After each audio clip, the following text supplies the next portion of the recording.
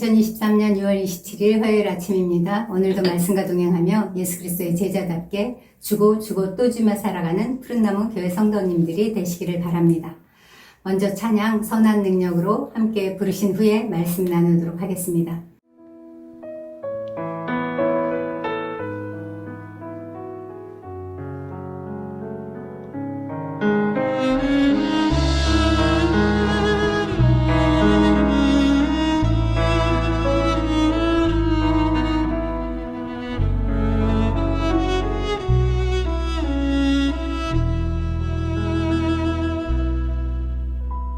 Von guten Mächten treu und still umgeben,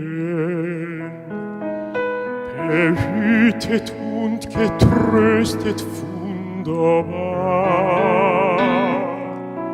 So will ich diese Tage mich durchlieben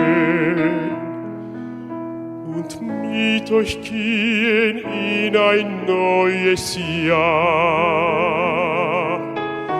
Von guten Mächten wunderbar geborgen, erwarten wir getrost, was kommen mag. Gott ist mit uns am Abend und am Morgen,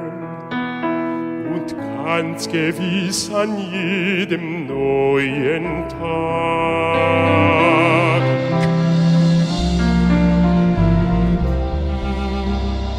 지나가는 어둠의 날들이 무겁게 내 영혼 짓눌러도 주여 우리 외면치 마시고 약속의 구원을 이루소서. 그 선한 힘이 우릴 감싸시니 믿음으로 일어나길 기대하네. 주 언제나 우리와 함께 계셔. 하루 또 하루가 늘 새로워.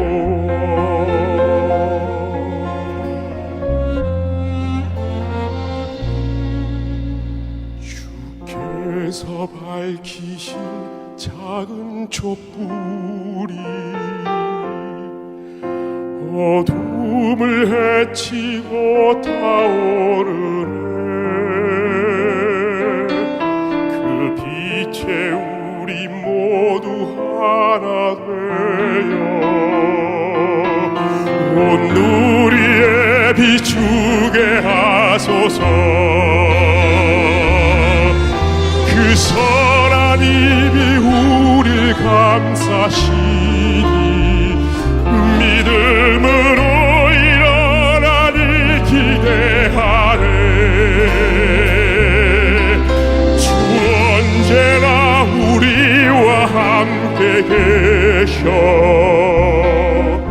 하루 또 하루가 늘 새로워. 그 선한 힘이 우리 감싸시니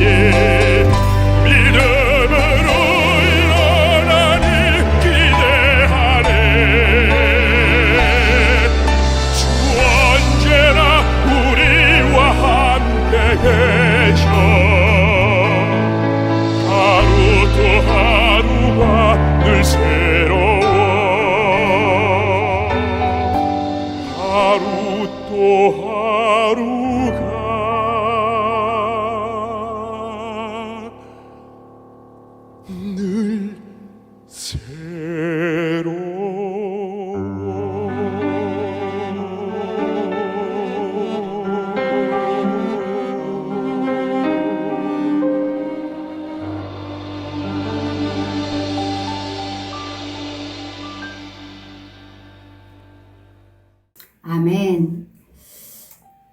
주의 선한 능력에 고요히 감사요. 정말 놀라운 평화 누리는 한날 되시기를 축복합니다. 오늘 함께 나눌 말씀은 민수기 18장입니다. 1절은 여호와께서 아론에게 말씀하셨다 라는 말로 시작합니다. 출애굽기부터 민수기까지 여호와께서 아론에게 말씀하신 적은 거의 없습니다. 모세에게 주로 말씀하셨고 가끔 아론과 모세에게 함께 말씀하셨습니다.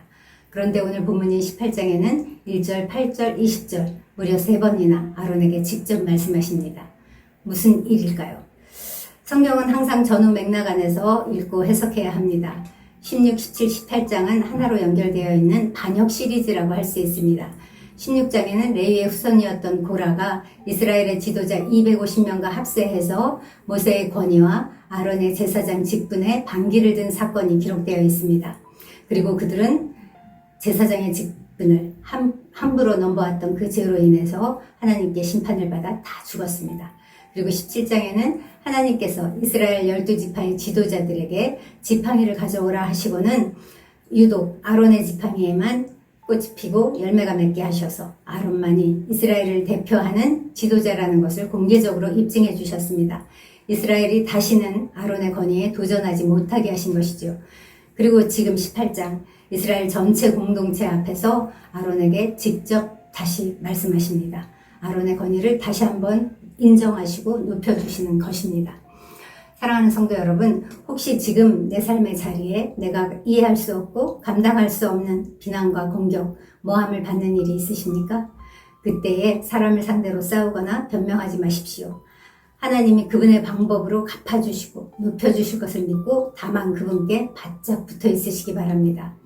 아론의 체면을 이렇게 섬세하게 돌보고 세워주신 그 하나님이 오늘 우리에게도 동일한 역사를 행하실 것을 믿습니다. 1절을 한번 현대인의 성경으로 읽어보겠습니다. 여호와께서 아론에게 말씀하셨다. 성소와 관련된 죄에 대해서는 너와 내 아들들과 내 집안 사람들이 다 같이 책임을 지고 제사장 직분에 관련된 죄에 대해서는 너와 내 아들들만이 책임을 져야 한다. 아론과 그의 아들들과 그의 조상의 가문, 즉 레위 지파는 성소에 대한 죄를 담당하고 아론과 그의 아들들, 즉 제사장들은 제사장 직분에 대한 죄를 담당하라 하십니다. 이것은 아론과 그 아들들, 즉 제사장만이 아니라 그의 형제 레위 지파와 함께 그들과 합동해서 장막의 일과 성소의 일을 담당하라는 것입니다. 연합하여 일하고 연대하여 책임지는 것, 이것이 하나님께서 일하시는 방법입니다. 하나님은 전능하신 하나님이시면인데도 불구하고 삼위일체, 공동체로 일하십니다. 그리고 그분은 혼자 하시는 게 훨씬 더 편하실 텐데도 불구하고 연약하고 부족한 사람과 함께 우리와 함께 일하시는 것을 기뻐하십니다. 그렇듯이 너희도 함께 연합하여 함께 연대하여 일하라고 지금 말씀하시는 것입니다. 그런데 주목할 만한 부분이 있습니다. 연합하여 동역하는 일에도 분명한 구분은 있다는 것입니다. 우선 레위인이 하는 장막의 일과 회막의 직무에는 외인이 절대로 가까이 갈 수 없었습니다. 또 제사장들이 하는 성소의 직무와 제단의 직무는 아론과 그 아들들만이 할 수 있는 고유한 직무였습니다. 그들 외에 그 누구라도 일반 백성은 물론이거니와 설령 레위 지파라 할지라도 성소와 제단의 직무를 범한다든지 탐낸다면 고라 일당처럼 죽음을 면치 못하게 될 것입니다. 후에 제사장 직임을 넘보다가 왕위를 빼앗긴 사울의 사례나 문둥병에 걸린 우시야 왕의 사례를만 봐도 이 죄가 얼마나 두려운 엄중한 죄인지를 알 수 있습니다. 따라서 오늘날 우리는 나의 위치와 본분을 알고 경계를 넘지 않고 권위를 함부로 넘보지 않는 지혜를 구해야 하겠습니다. 6절은 이스라엘 자손 중에서 레위인을 택하여 제사장을 돕게 하신 것이 하나님의 선물이라고 말합니다. 또 7절은 아론과 그의 아들들에게 제사장의 직분을 주신 것도 선물이라고 합니다. 그렇다면 오늘 우리에게 맡기신 사역과 사명은 나의 선택에 의한 것이 아니라 하나님께서 주신 선물이 분명합니다. 이 사실을 우리가 알 때 우리는 내게 맡겨진 일을, 내게 맡겨진 직분이 그 무엇이든지 기쁘고 감사하게 담당할 것입니다. 나 자신을 위해서가 아니라 하나님의 영광을 위해서 감사함으로 할 것입니다. 그것이 안내위원이든 봉헌위원이든 운영위원이든 반아바든 정원직이든 중보팀원이든 장로든 권사든 새가족 스텝이든 그것이 무엇이든지 간에 우리는 기쁜 마음으로, 감사한 마음으로 성실히 최선을 다해 감당하게 될 것입니다. 하나님이 주신 선물이니까요. 하나님이 맡기신 직임에는 높고 낮음이 없습니다. 내게 주신 직무가 무엇이든지 귀히 여기며 최선을 다해 충성하는 그런 푸른나무 성도가 되시기를 바랍니다. 나 한 사람이 내게 맡겨진 직무를 성실히 담당할 때 나로 인해서 내가 속한 공동체가 하나님께 복을 받고 하나님의 은혜를 체험하게 될 것을 믿습니다. 8절로 24절은 제사장의 목과 레위인의 몫에 대해 기록합니다. 이 부분을 읽어보면 우리 하나님이 얼마나 부유하신 분인지, 얼마나 풍성하게 우리에게 주기를 원하시는 분이신지를 알 수 있습니다. 하나님은 이스라엘 자손이 거룩히 구별해서 하나님께 드린 모든 헌물을 다시 제사장에게 돌려줍니다.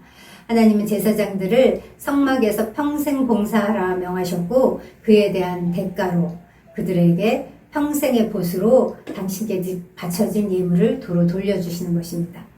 그렇다면 제사장이 받는 몫에는 무엇이 있을까요? 첫째, 지성물 중에 불사르지 아니한 것. 둘째, 거제물과 요제물. 셋째, 첫 소산. 넷째, 처음 익은 모든 열매. 다섯째, 특별히 드린 것.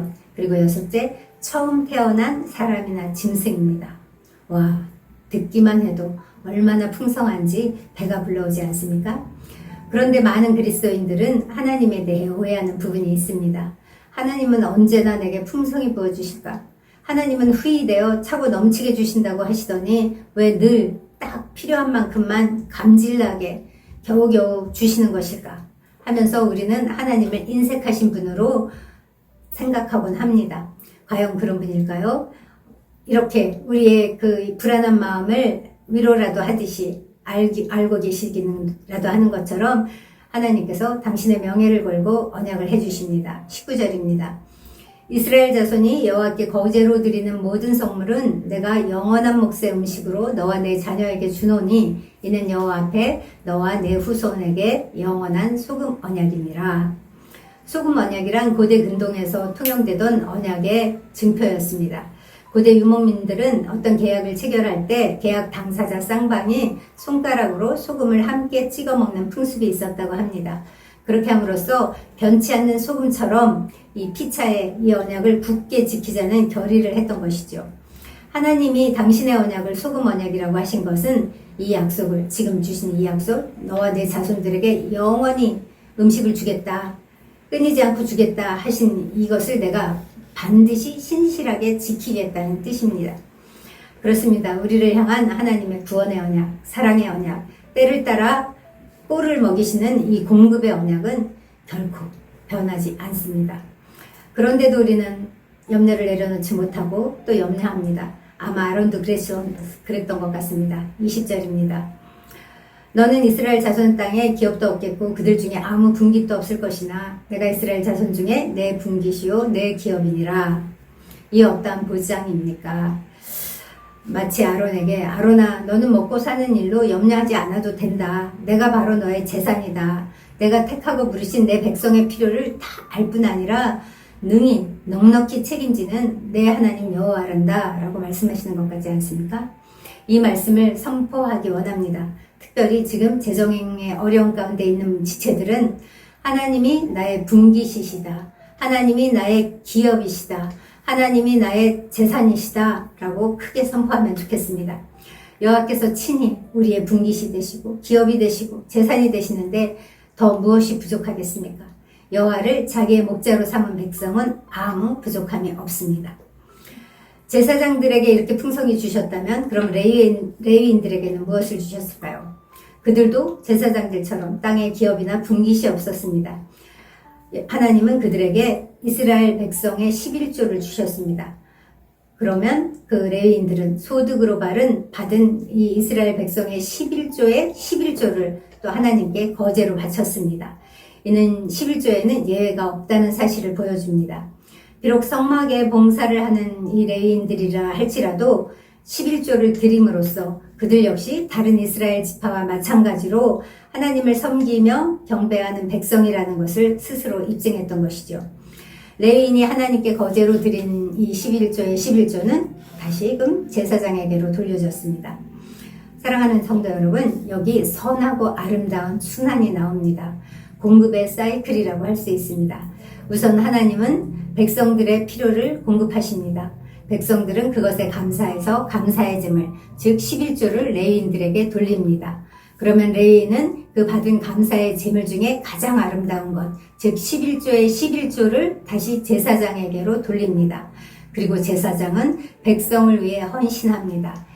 이렇게 해서 이스라엘 백성은 11조를 통해 서로 배려하고 감사하는 아름다운 신앙 공동체를 이루어 나갔던 것입니다. 하나님은 교회 안에 레위인과 같은 사역자들을 세우셨습니다. 그들은 하나님의 일에 헌신하며 성도들을 위해 봉사하는 하나님의 종입니다. 교회 공동체는 사역자들의 헌신과 성도에 대한 돌봄과 배려로 건강하게 세워져 갑니다. 우리는 그들의 헌신에 감사의 표시로 우리 소득의 11조를 하나님께 드림으로써 우리의 공동체를 더 풍성하게 세워갈 수 있습니다. 11조는 규칙이기 때문에 지키는 것이 아닙니다. 11조는 구원의 필수 조건이나 성도의 의무사항은 아닙니다. 다만 나의 모든 소득이 모두 하나님으로부터 왔음을 고백하는, 인정하고 고백하는 믿음의 고백입니다. 동시에 이 돈이면 이것도 할 수 있고 저것도 할 수 있을 텐데 하고 아까워하는 이 나의 마음과 맞서 싸워 이긴 승리의 표식이라고도 할 수 있습니다. 그런 의미에서 11조는 굉장히 영적인 일입니다. 그러면 여기서 11조의 진정한 의미를 살펴볼까요? 성경에서 10은 전체를 상징하는 숫자입니다. 그 중에 하나를 드리는 11조는 전체의 대표로 드린다는 의미입니다. 그러므로 신약의 11조는 죄로 인해 죽을 수밖에 없는 우리를 대표해서 예수님이 전체의 죄를 대신 짊어지고 십자가에 달려 죽으심으로 우리들을 살리신 이 십자가 사건을 예표한다고 할 수 있습니다.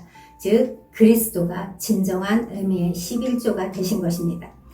매 순간 우리의 11조이신 그리스도와 동행하며 범사에 선하고 아름다운 이 순환, 이 은혜의 사이클을 이루어가는 푸른나무 교회 공동체가 되었으면 좋겠습니다. 사랑하는 성도 여러분, 민수기 18장을 통해 우리는 하나님께서 주의 일꾼에게 사명만 주시는 것이 아니라 필요에 따른 모든 필요를 공급해 주신다는 사실을 배웠습니다. 하나님은 헌신하는 자들의 생계를 결코 외면하지 않으십니다. 그들의 필요를 넉넉히 채워주십니다. 예수님이야말로 땅의 기름진 것과 하늘의 신령한 복의 실체이시자 모든 공급의 근원이시기 때문입니다. 그 주님께 꼭 붙어서 풍성한 열매 맺는 그러한 인생 되시기를 축복합니다. 기도하겠습니다. 하나님, 오늘도 우리를 말씀 앞에 세워주셔서 감사합니다. 우리에게 소득이 있게 하셔서 감사히 드리고 나눌 수 있는 힘 있게 하신 것도 감사합니다. 인색하지 않고 기쁜 마음으로 나누고 드리게 하시옵소서. 드린 물질이 하나님 나라를 위해 또한 합당하게 쓰이게 하여 주시옵소서. 주님, 날마다 말씀으로 우리를 훈계하시고 일깨워주시는 예수 그리스도의 이름으로 기도합니다. 아멘. 이제 말씀을 기억하며 함께 기도하시겠습니다. 공급하시는 하나님을 신뢰하며 거룩하고 정결하게 소비하게 하소서. 나 개인만을 위한 소비가 아니라 하나님 나라와 이웃을 위한 소비를 하는 그런 성도의 삶이 되게 해달라고 기도하시고요. 나의 모든 것이 하나님의 것임을 고백하며 감사함으로 나의 삶과 나의 시간과 나의 물질을 드리게 하소서 기도해 주시고요. 그리고 이번 주에는 산상기도회가 있는 주간입니다. 사모하는 마음으로 기다리며 한 지체라도 더 함께 이 은혜에 참여하자고 이렇게 권면하는 그런 기도를 해주시기 바랍니다. 특별히 이번 산상기도회에 연합과 일치의 영을 부어주세요. 함께 기도해 주시면 감사하겠습니다.